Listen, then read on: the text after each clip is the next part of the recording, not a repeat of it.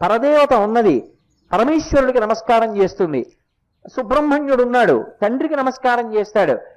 ఎవరో ఒకరిని గురువు అని చెప్పడానికి అవకాశం ఉంటుంది. కానీ ఒక్క దత్తాత్రేయుల వారి విషయంలో మాత్రం ఒక పరమాద్భుతమైనటువంటి విషయం.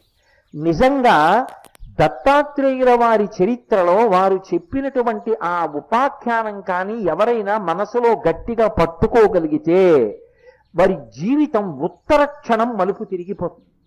అసలు అంత అద్భుతమైన విషయాన్ని ఒక్క దత్తాత్రేయుల వారి చరిత్రలో తప్ప వేరొక చోట ఆవిష్కరించబడలేదు అని నాకు అనిపిస్తుంది.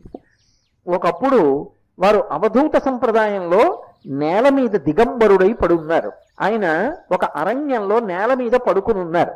అంటే దత్తాత్రేయుల వారిగా ఏదో 3 ముఖాలతోటి 6 చేతులతోటి అలాగని కాదు. ఎందుకంటే అది తత్తతః రూపం ఉన్నప్పుడు మాలాం కుండీం